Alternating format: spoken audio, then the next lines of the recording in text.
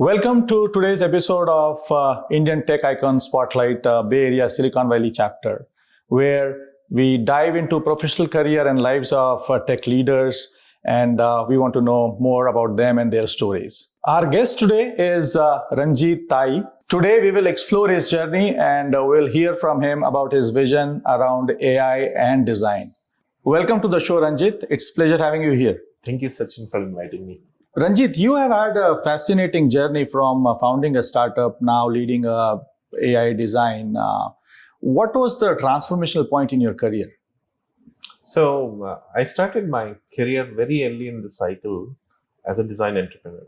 Okay, I was very passionate kid, curious kid when I was a child. So I had curiosity on design all the time. Right, I used to collect so many matchboxes, and I realized my fascination started with matchboxes because it has design element to it, the engineering element where you can shake a matchbox, you get to know whether how many sticks are there, whether it's empty or not. And then there is also a whole thing of safety part of thing. Your matchbox, if you fire it, it will not burn your finger because there is a safety aspect. If that stuck my mind when I was a kid, when I keep thinking about it, I realized it's all about design, human factors, and all about communication, which is branding and advertising. That exact philosophy reflects on my mind, and that reflects my education also. I did my double masters in mass communication and also in advertising. And immediately after that, I started an animation and design startup right in Hyderabad, somewhere around 2002. Mm-hmm. And we gone through this startup transformation, was keep learning on that. Back then, there was no ecosystem. And I did a successful exit in 2006. And most interesting thing is, the company still exists. My co-founder still run it. Wow. And from there, I took a shift of my career that's where I realized an opportunity in enterprise software. Enterprise software back then used to be very functional, very business oriented, but no one used to focus much on design usability aspects of it. That's where I saw that opportunity because enterprise software actually solves problem. And as a problem solver, I saw that opportunity and I figured out design can really elevate the impact. And from then I'm into enterprise software. I worked with large companies like SumTotal, where we built a cloud HRMS tool. Mm-hmm. And from almost 2011, I'm with Informatica, which is a data company. I keep transforming my career along with them, keep learning, growing along with the organization. And today, I'm the director of AI and user experience team, where we create next generation AI innovations and product design for our customers. Very interesting. So it seems like almost that your childhood dream of trying to figure out things probably have landed you where you are today. Trying to understand how things are working and then how do we make it better, right? That's what that Matchbox story at least tells me. That's correct. It's all about, think about it. Design is all about problem solving. Design, it's all about how do you think differently? How do you understand users? How do you create an impact by solving? Whether visual communication, whether it's by how it looks, how it works, and how does it feel? There's a lot of parameters on the design. And this is where I think, design really make things work. Mm-hmm. And that's my focus all these years. Very interesting. So tell me also about, you talked about data, right? Mm-hmm. How does these two things intersect? Because for an outsider, data is data. And for a person like me, for example, I'm looking at a product, it's a product. For me, if I'm looking at it from an outside view, how do I intersect the product and the data together? So think about this, what is data, right? Data is all about information, right? Data is nothing but information, right? Mm-hmm. Information of various things, information about a product, about a customer, about the usage, about everything. When you have data, you can do a lot of things about, right? You can figure out, why someone is doing something. You can help them with that particular data. Data is very important to do anything, right? Any information is the key.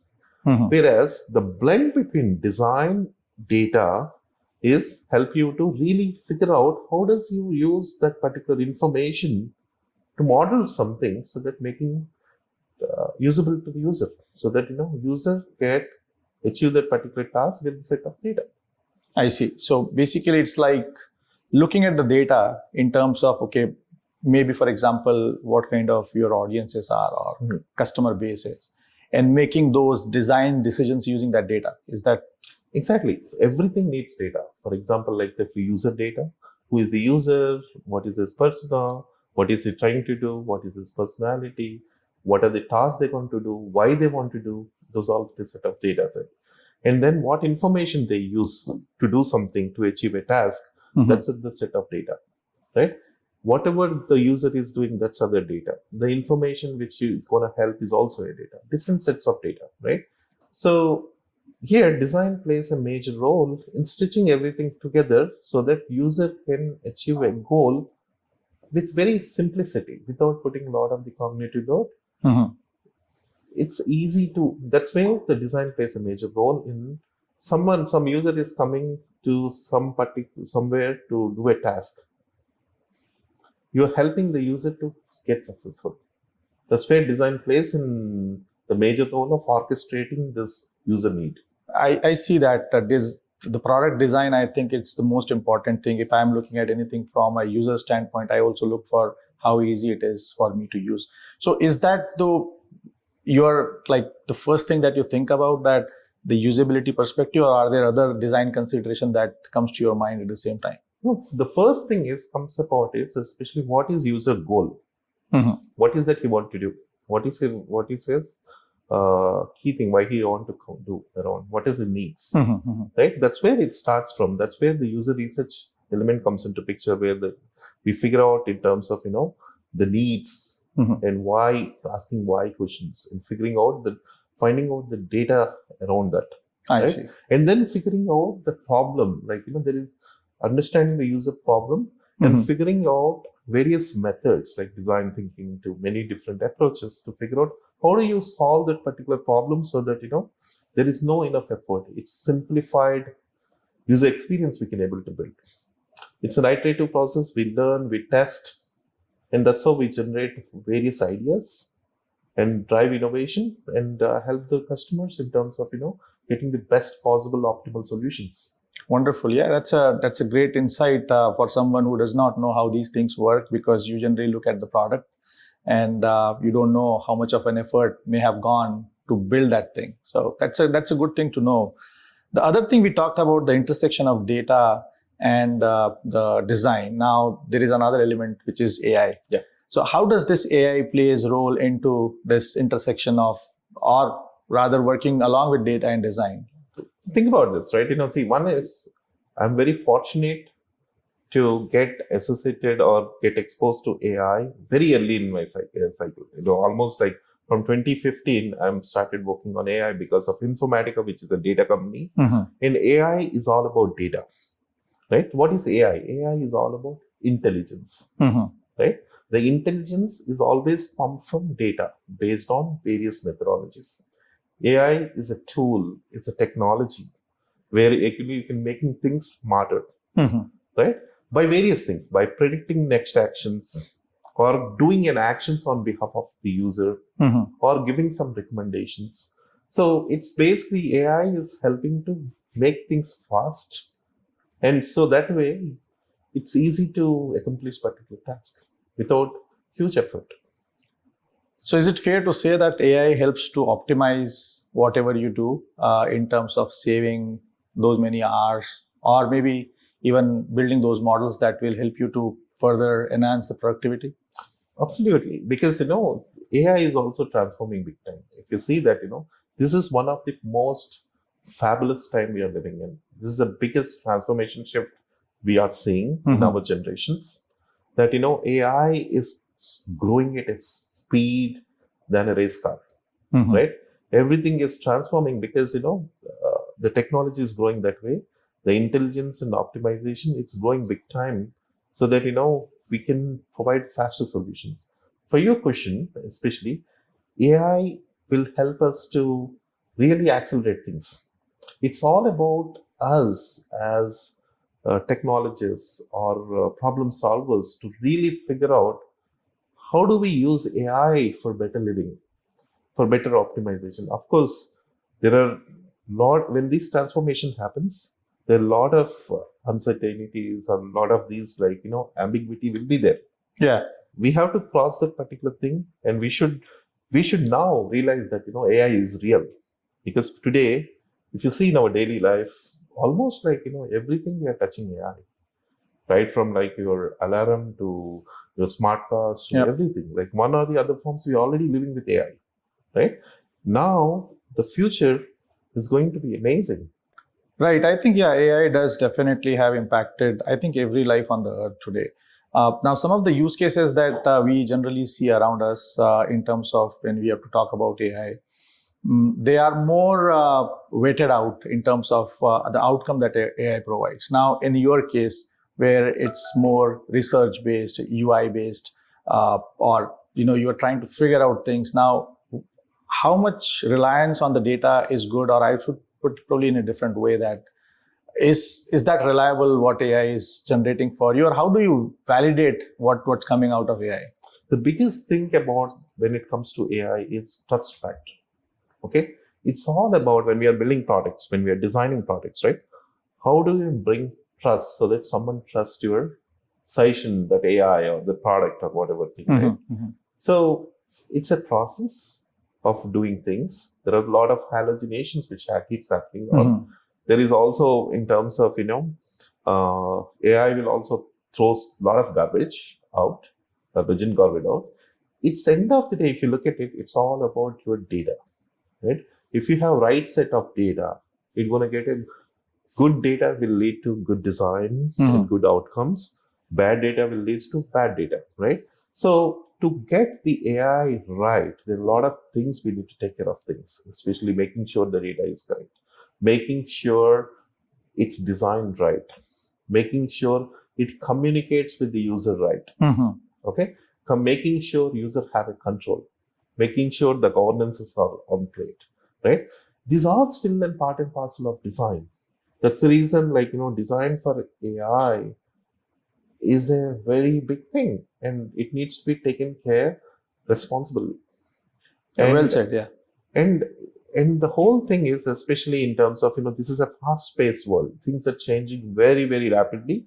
And this is where the designers have to really step up to think big, making sure, bring the human-centric innovation, and always thinking about human, and especially using technology for upliftment. This is a big responsibility, and this is where design creates a big impact. And that's the reason I am a big believer of design, and design adds value, and design creates bigger impact. Yeah, well said. I think the one point you made that probably hit me the hardest was the governance around it, because I think that's one area where everybody is kind of still trying to figure out that what that governance model looks like. So are there any areas that you focus on when it comes to governance around these things? Think about this, right? This AI is absolutely new, right? This transforming every single day. Every company is figuring out. Okay, everyone is working on their own thesis, and everyone is doing their own research and playing on their strength. Okay, as these technologies go growing, right? Even governments will start looking into. They have to look into this. For example, Europe is very particular about AI governance. There is a GDPR in practice. They're also figuring out policies and stuff on AI governance. And as we go forward, there are more of guardrails and governance and policies, the usage guidelines and stuff. This will keep evolving. Even it's not fixed, it will govern. But from a design perspective, as an organization, or there are a lot of ethical practices in terms of how do you design for ethics, how do you design for user, how do you make it humanizing, how do you create, basically give the control to the users. These all are, there are a lot of principles generally we take care in design. When we are design, we'll consider that, how can we make sure that, we build trust factor, as I told you, right? And some of the factors which needs to be considered is making human confident about it, right? So a lot of things will be taken care. In fact, this is an ongoing thing, right? So think about this, right? You need to trust that particular brand also, right? Eventually, So think about this, right? Today you take an Uber, right?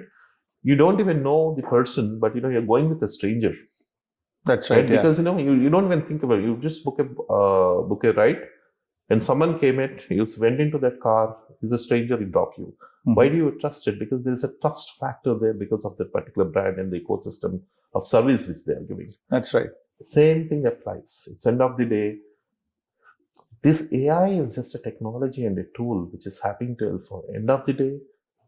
The brand is a brand. The customer experience is an experience. It's end of the day. Who are we doing this? This is what we are doing for user. Yeah. So basically, you're saying that from a user standpoint, it's about who is standing behind it and how well they are placed in terms of all these things. It's end of the day. It's a trust factor, right? You are trusting a mission. Very interesting, actually, because when we look at all these things from an outside perspective, we don't get to see all many these smaller things that generally people in your positions are thinking. So that's great to know. Because one of the biggest job as a designers or design leaders are we are users advocates. Because we are trained in something called empathy, which is really empathizing the user, understanding the user, so that if you want to solve anything, the first thing is you need to really understand what's the key problem, right? Then you need to figure out ways and methods and tools to figure out how can you solve that particular problem.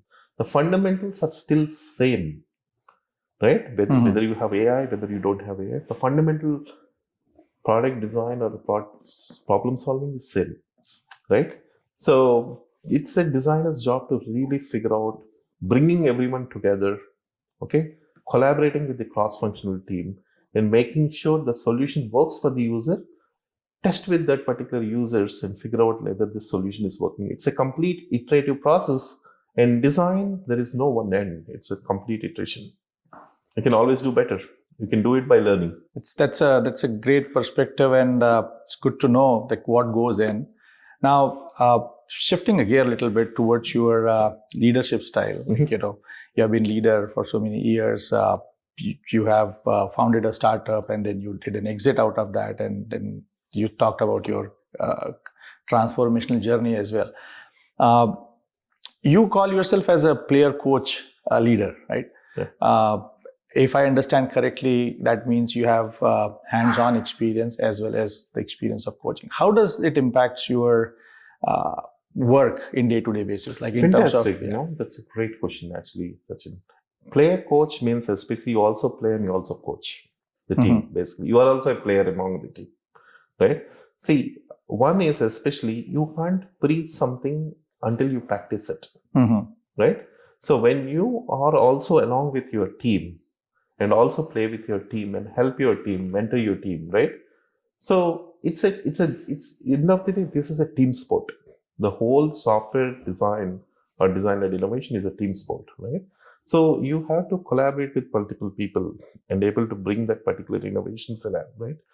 Player coach is because you are successful because of your team behind, right? They are the players who play with you because you need to make them successful. As a design leader, my biggest job is making sure they are successful.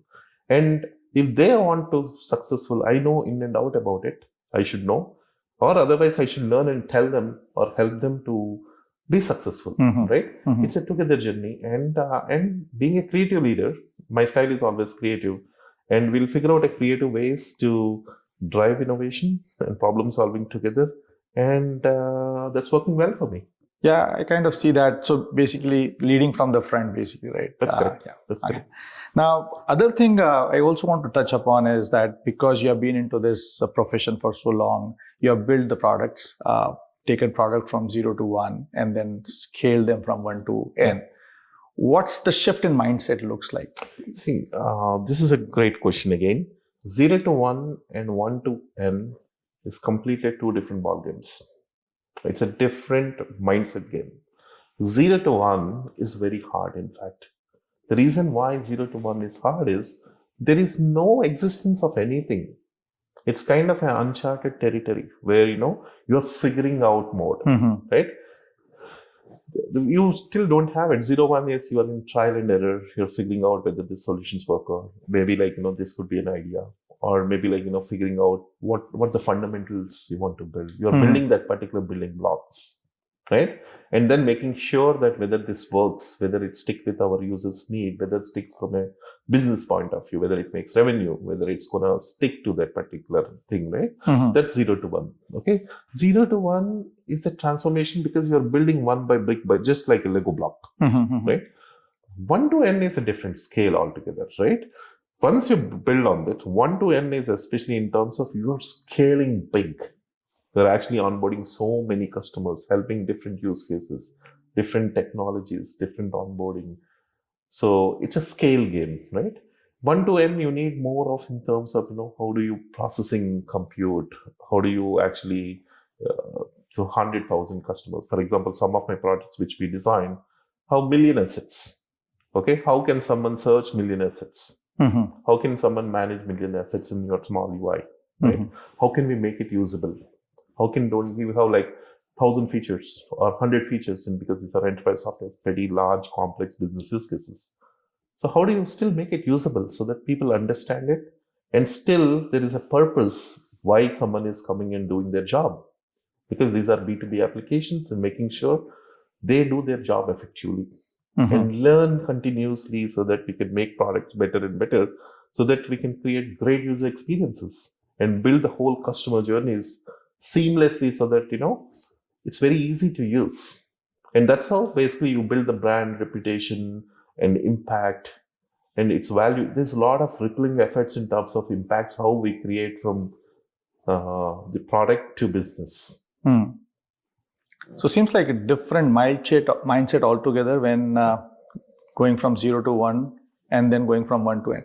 Now, with all your journey so far, have you had any experience where you started with something and that your 1 was 1, but you ended somewhere else? There are many use cases, right? See, generally, even in startups in the world, right?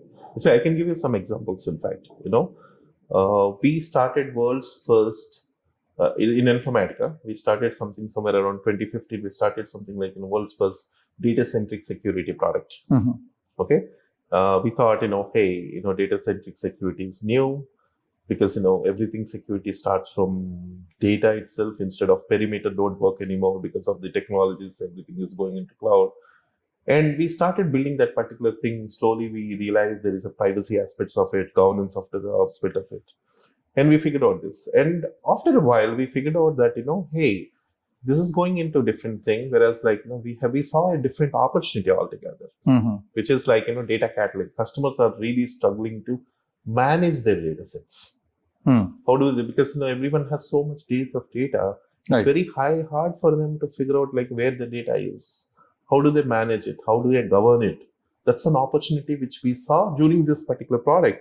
And quickly, like our leadership actually really figured out this is a great opportunity, multi-million-dollar opportunity. And we pivoted quickly, saying that we slowly shift from privacy to catalog, data security product, because data security is not our key thing, but we saw an opportunity as a fourth pillar. But again, we switched back into a data catalog, and then we acquired a couple of companies, and then now it become one of the world leading governance data catalog and governance product, which makes like which has like many customers, which has multi-million revenues. Oh, that's amazing. That happens all the time. Many startups also, it happens. You think about something, you end up in something else, because you see an opportunity, because user needs and opportunities, you just need to figure out like understand what the people need is, and then you need to flip on and see like where is your biggest opportunity. One from the impact point of view, second thing is revenue point of view. Where can you make really money, because at the end of the day you're doing business, right? And third one is, where can you actually like creatively help these businesses to shine, right? All of them will be tangible. And this is where actually it's a journey. I think like, the whole product design or the business management is a journey. And then, we come up with a lot of these transformations, right? And technology transformations, we keep seeing it. Trends keep changing it. New opportunities keep coming. We have to flip it. If you, otherwise we cannot grow in the business or from a career point of view. Correct. Yeah, no, that's a good point actually. And I was coming to it. I think you talked about it already, that sometimes while working on an initiative, the world is moving so fast that that's no more relevant. And now you have to pivot just because it's no more relevant. And I think sometimes, as you said, that businesses also want to generate the value for what they are doing. Exactly. So that makes sense. So this is all about your work that you have done. Maybe it's just a small bite of it. But I also want to know, like outside of your work, what does your social network look like? What are the giving back to community? Because I was reading about it, and you do a whole lot of those activities as well. Okay. So this is something I'm very big on, especially right now. That's how I learn. Okay. That's the biggest secret sauce of my learning thing, So I'm a big believer of if you give back, you will learn it back. Right. So that's how I focus on. I'm also I'm part of multiple communities actually. I built some communities. Some of them I'm part of a chair, some of them are part of a co-chair. Some of them design and social communities, which I'm part of the board of directors, and some of them I'm part of jury. For example, let's say we built a huge design community in India called UX India. I'm a co-chair for that. And then, there are some communities which I'm a board member in Europe, US, and India. And then I'm part of venture capital community, especially I'm part of a fund as an executive chair. And part of a founding partner. And then I'm also pretty active in teaching back whatever I know. Generally, I do workshops, I teach in conferences. I've spoken more than 40 plus conferences across the globe. And this is how I give back. I teach in school, look at curriculums, some of the innovation programs, some of the big awards. I'm part of a jury. So I think whatever I can, right? So people reach me out for many mentorship and stuff, especially I mentor some startups, some advisory boards, all kinds of things, right? Because I see if you invest your time in giving back, you will learn a lot actually, right? And also you also have a diverse skill set because you are looking at different problems. And in fact, in our organization, I still work as a entrepreneur. Right? Once you get this entrepreneurship mindset, it will not go away because it's all about problem solving, right? So I still act not just like an employee. I also act as a entrepreneur. Will see how can we innovate something where it's going to help customers. That always keeps going, and that's always help you to produce something new, which is meaningful and also valuable. Yeah, that's a great way to bring your expertise to the broader world. And then I assume that you also get a lot of things out of it that you take back to what you do in your day-to-day life as well, right? Exactly. And also people, right? Every person has a different skill. Every person has different knowledge base. Like when you are interacting with different people and working with diverse audiences, with engineers to ML engineers to designers to researchers to marketing specialists to go to support specialists. If you're talking to different people, you will learn different things because they are day in, day out in that particular expertise, and you can you can think about new ideas. Coming back to the innovations side, right? We talked about a lot of innovations that you have done in past, and I was going through your profile, and you have got 8 patents and publications. Can you talk about some of those, what they are, what inspired you to do those patents, and maybe talk and share with us? Oh yeah, I think this is a same in the process, right? Generally, as I told you, design is all about problem solving. When you're solving particular problems, sometimes you get an opportunity to really figure out something which don't exist, right? Somewhere actually. And we look at those opportunities, especially I really like to innovate deeper. And I'm also at Informatica. I'm also part of IP committee, so that I know how these things work together. So especially some of my work, especially in the areas of AI or innovation, most of the things are in the combination of AI and innovation. Especially AI, data, and innovation. So most of them in the areas of data privacy, data security, and some of them on the areas of AI. There are a bunch of stuff. Each of them have a different story for itself. It's more of, unique novelty in terms of, what can you create, right? Publications are also same in terms of, did some research papers, not many, but, have decent enough of research papers, which is got accepted in conferences, so posters which I published. And also generally, it's all depends on theme which I do periodically, right? So I get invited to so many conferences across the globe.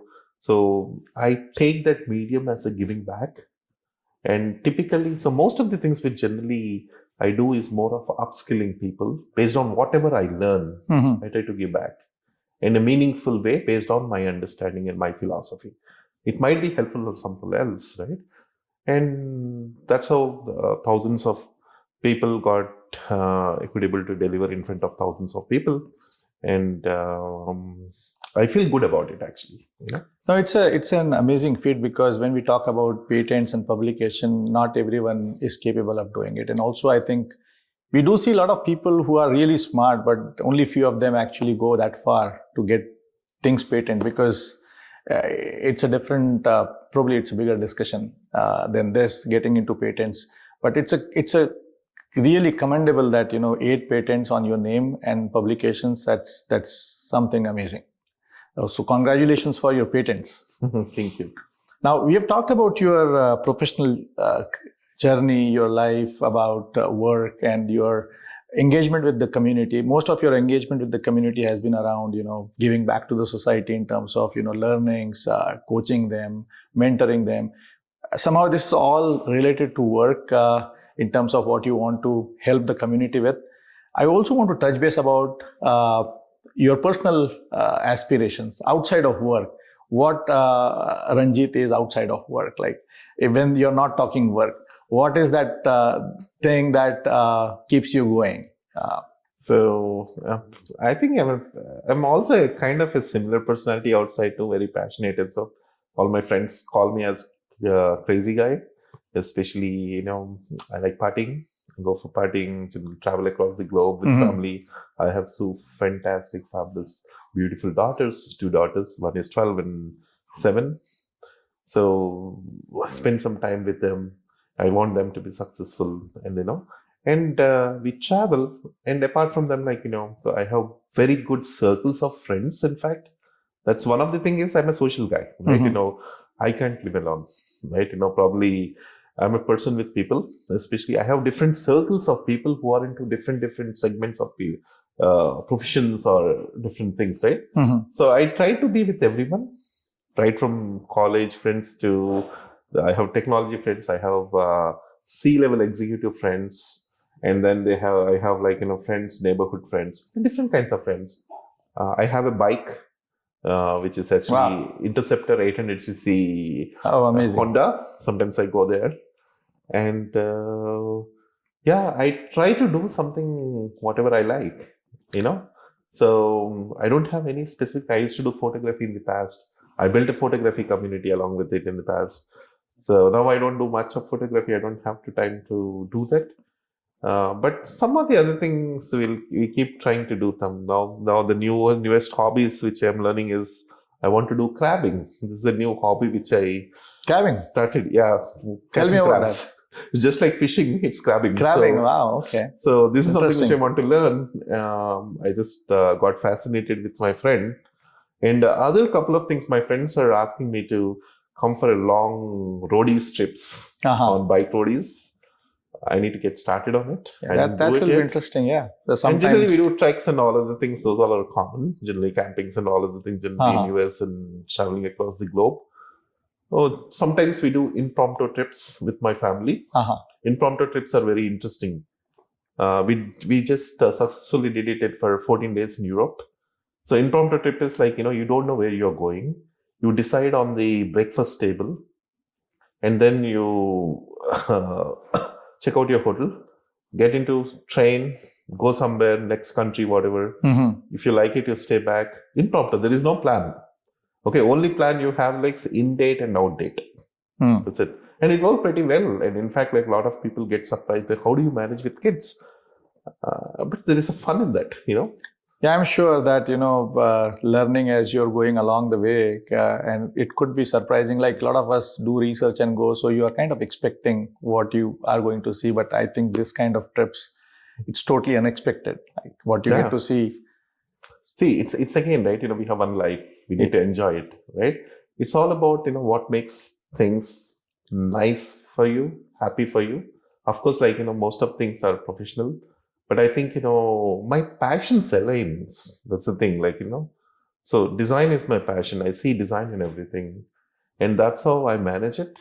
And I like meeting people and making new friends and whatnot. And the biggest thing is conferences and stuff. That's where you get to interact with very interesting people. You can learn very interesting things from them, and that's keep me up all the time. So that's your driving force, I guess. Of course. That's great to know. Um, so we talked about your professional life. We talked about your social life a little bit. Any sports, anything that you do besides Sports only. Like, I don't play much of sports, but once in a while I do tennis. And basically, I used to play pickleball, but not Mhm. much these days. I used to be when in college. I used to be a volleyball player. I used to play volleyball. Once in a while, I used to any of these things when I play. But I just want to be a regular pickleball player. I'm figuring out that. Well, we hope that you will find that one day, because seems like you are a very busy person, and based on the activities that you do on day in day out basis, seems like I'm you. not a busy person, but I'll try to make myself busy. No, but all the discussions that, or what I'm learning from you is that you have one life where it's your work. Exactly. You have another life where you're giving back to the community. Then you have social circle. It's quite a life, I must say, and I'm sure that you're enjoying it. So I would like to thank you for your time and the discussions that we had. It was great to know how you think, and I think it will also help a lot of budding entrepreneurs or Yeah. other folks who want to pursue this kind of career in terms of how to build their thought process.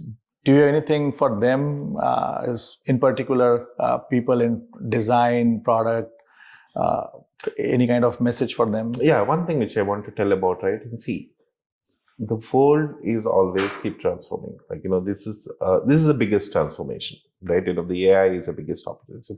A lot of people are scared about jobs and all of things. Of course, every transformation will come certain changes, Mm-hmm. and also a lot of